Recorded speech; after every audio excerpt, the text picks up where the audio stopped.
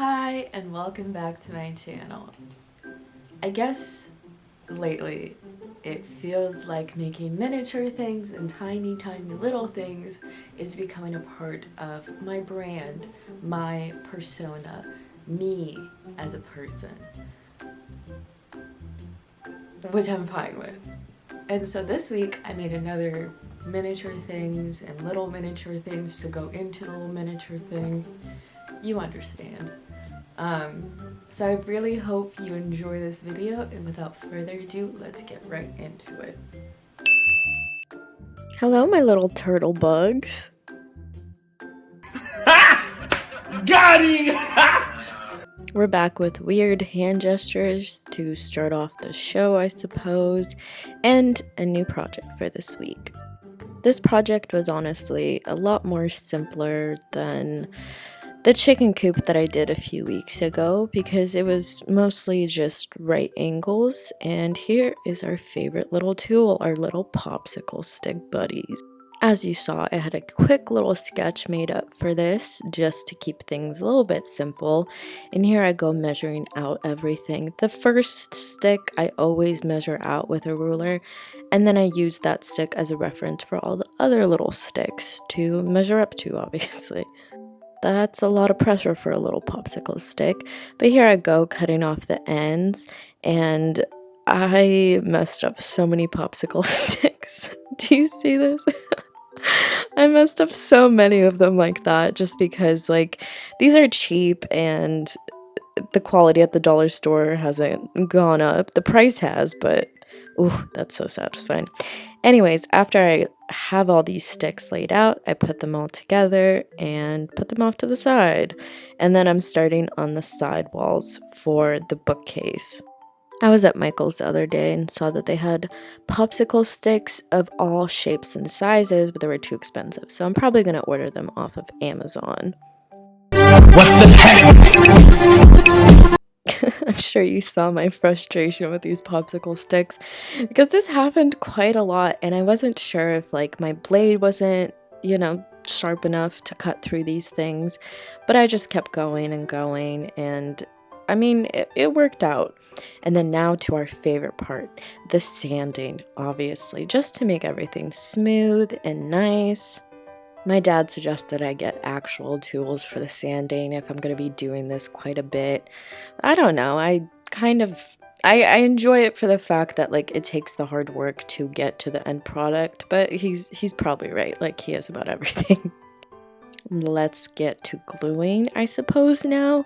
And I did end up buying more wood glue because this one is really old, as you see. Like, it's yellow and it dries yellow. And as much as I kind of like that for the chicken coop one, I didn't particularly like it for this piece. So the other one that I got is transparent, so it's harder to see. As I was gluing down everything, I had to put it under that marble stand that I have for the end of my projects because it's really heavy and it works really well in flattening out these wood pieces because they're popsicle sticks, so they're pretty thin, so they need to be held accountable under a marble thing. After a lot of these things were dried, I had to go in and sand again just to make sure that they fit all in the piece that I'm making, and it did. So here I go with this 90-degree little thing that people use in math class, and I used it to make sure that like everything was at 90 degrees, obviously, front and back. And here are all my shelves being put in. I love these little shelves. I ended up making sure that there was like gradual like space between all of them, so that it started with like little bookcase part, and then it went down to like bigger stuff like in a normal bookcase. Obviously, I had to make sure all the structural pieces were good, and then I put in the sidewalls. I wanted to make sure that the structural pieces were all there first so that it wouldn't warp or anything like that once it was glued on. And here we have the bookcase, like pretty much, bookcasing. And so I gave it a quick sanding just to make sure that it was all nice and flat. And now it's time for story time of how I literally cut myself while I was trying to sharpen a knife. Oh my god. For YouTube purposes, this is jelly, not what you're thinking it is, but it's exactly what you think it is. I'm a dumbass. You're supposed to hold this at the edge of a table to sharpen your knives. And I just held it in my hand because I thought I was above the rules. I am not. Alright, let's go clean this up. This is not fun. Oh my god, but that means I get to use my Scooby-Doo Band-Aids. I'm so happy right now. Sort of.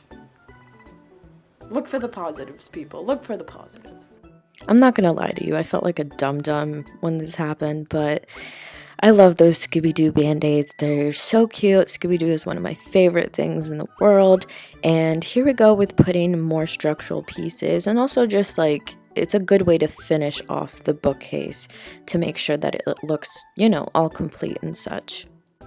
I thought it looked pretty good at this point, and so I decided that I would use watercolors as a way to stain this, because I was thinking of different ways that I could like give it a nice stain. And one of my ideas was like obviously coffee grounds, but for some reason involving coffee and the oils in it, it just like, it made me nervous. I'm just gonna say that. It made me very, very nervous. And I don't like to be nervous. So this, I guess, was a better solution to my problem. But honestly, because it's water-based, right? And this is wood, what happens when you put water on wood? It stretches, it bends, it warps, it does all those things. And this piece did that even though it was glued together. It kind of made the glue in some areas come apart, and so I had to fix that, obviously. After all the problems, though, we get to this point.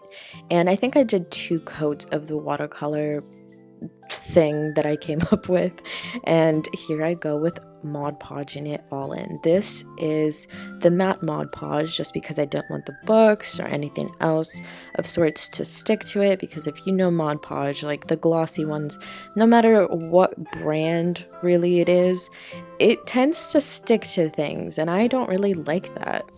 A little bit of a tangent, but it's so weird to me that we can go to the moon, we can go to Mars, I think, probably, but the Mod Podge in our lives feels like it hasn't changed for decades, and I'm fine with that.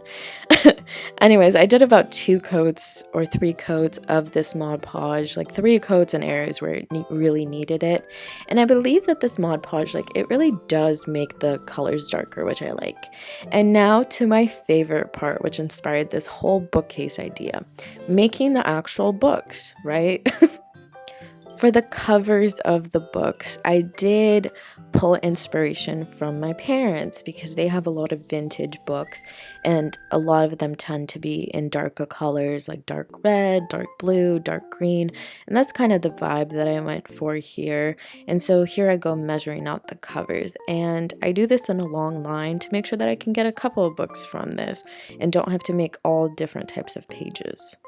Cut it, cut it, cut it, cut it.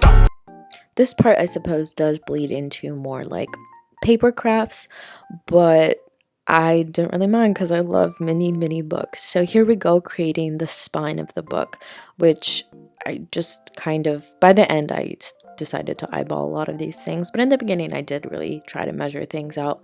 But because they're so tiny and there's like a lot of room for error, honestly, I just did this. And it ended up working pretty well. And so I took this old Nilla container thing and I used it for structural support for the books because I didn't really want them to be super flimsy, and I wanted them to have like some structural integrity. And I think you know me a little bit by this point, where you know that I don't like to throw things out. And I think this Nilla container, because of the plastic covering on the front to make it all shiny, it's kind of like not recyclable. So it made me really happy to know that like I was reusing something that otherwise would have been thrown in the trash. After we cut those out, we had to refold the spine again, obviously. But because of the creases that we made earlier, almost wanted to fold in that particular place, which is pretty cool. So I didn't have to do a lot of work on that. And then we go in with the detail work of, you know, removing all the excess paper that we did not need, because it, you know, once you fold something over, it does kind of like take back some of its paper back. Anyways, so here we go on creating the pages of the books. This was pretty easy, and it just takes some white paper. I use this like thinner paper because I was like, oh, I just kind of want my books to have, you know, like it looks like a book. But I will admit, by the end, I did use some like cardstock paper. It's still white, but it made it so that I didn't need as many pieces, because the way I was doing it here, I was taking this big paper and then folding it in half to create the individual papers, and it was fine. I'm not gonna like deny that. It just like was, unless someone is literally at my house being like, I want to inspect every individual little book from far away, they look amazing. Once we got our individual little pieces all together, we put them obviously in the spine of the book and press and make sure everything, you know, all the glue and stuff is all out of there, because I tend to go overboard with the glue. Like, look at all that glue. I don't need all that glue. But we make sure it's all nice and pretty by the end. And that's pretty much the way that you make a little miniature book. Adorable. Shake, shake, shake that medicine. Now, obviously, I could have, you know, ended it there, but I wanted to have a variety of colors of books, obviously, and so I took my favorite little thing, little nail polishes. I don't know what it is about nail polish, but it's so freaking fun to paint with. It's so glossy. It's so just like, oh, it's my new obsession. I'm not gonna lie. Now, I do like to show you guys, like, on camera what you can see, but there are things sometimes that are very hard to show on camera. I mean, you see the amount of times I get my face in the frame and things like that. But off camera, I did get the little edges around all the books. And then for some of the books, I did like make them a little bit more unique. I kind of wanted to do this for like the rest of the books, but I was so scared I was going to mess them up. So hopefully soon we will be able to, you know, take more risks and show all the little detail work. I know it just freaked me out, and that's what happened. But here we go on to making some of the accessories for this little project. The struggle is real. My idea here was this little creature looks like a little statue if you just like painted it gold, and I see a lot of rich people have these sometimes.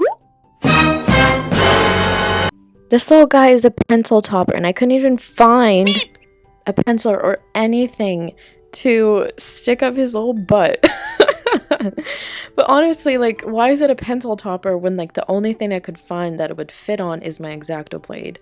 And it was kind of scary because at times, like, I could have stabbed myself. I didn't, but I could have. Like, come on. But anyways, after all the coats of gold paint, I finally went on to, you know, polishing him. Put on my favorite dry polish on him to make him nice and shiny. Now, maybe it's my opinion, but I feel like I need a better gold color because I don't really feel like this gold is gold enough. Like, it just, and it's from Martha Stewart. That shit was so expensive. I'm not gonna lie to you. But like, why is it not gold enough?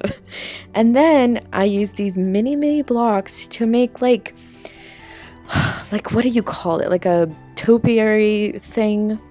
Basically, I painted this whole thing green, and then I took these moss pieces that I have from Michael's, and I stuck them on there to create like a square topiary thing. You know what I'm talking about?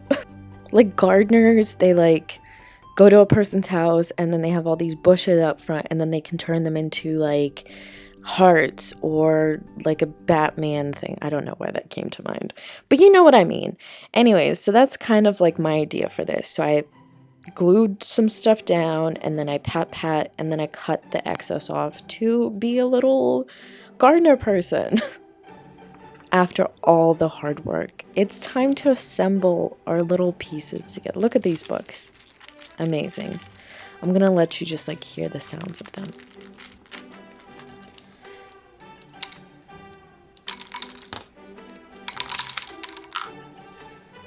Because of the nail polish, like it just bounced against themselves so well, and so like it just made this magical sound. I don't know if you guys like ASMR, but I for sure love it.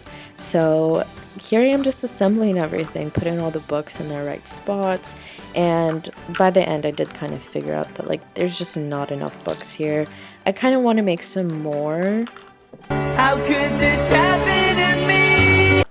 All different colors. I want to be brave and definitely put little details. Oh my god, I made this like cute little office box behind the scenes because I didn't think you guys wanted me to make this shit in front of you, but maybe you do. I don't know. It was just kind of hard. And then I have this folder like with the little pockets. I don't know. I was just trying to create some office supplies, and I think I did really, really well. And there we have our little creature going in there, adorable. And here is the final product, guys. So as you just watched, I made a tiny little bookcase, and I should probably get it for you so I can show you. Oh. Anyway, so this is my tiny little bookcase. I love it so much. Like, I love everything else that I make because I'm a genius. But seriously, like, I really enjoyed making this. Again, we all know my struggles with wood and 90-degree angles, but I think I did a pretty good job. And I love all the little books in there. I just love how these tiny little books open up. Look. Adorable. Like me. But seriously, if you guys have any recommendations, please leave them down in the comments below. Thanks so much for watching, guys. I really appreciated having you here with me, for all the moral support. And please come back next week so we can continue this little journey of crafting little things. I don't know what I'm going to be doing next week. Do you? I don't know. But anyways, please come back next week and I will see you then. And until next time, have a wonderful day. You deserve it. And I will see you next time. Bye. I have an irrational fear of people doing the crab walk. It's fine if I do it, because I can anticipate it. But if someone else just like... I get so freaked out. I'm like, ah! Okay, so I'll see you next week. Bye!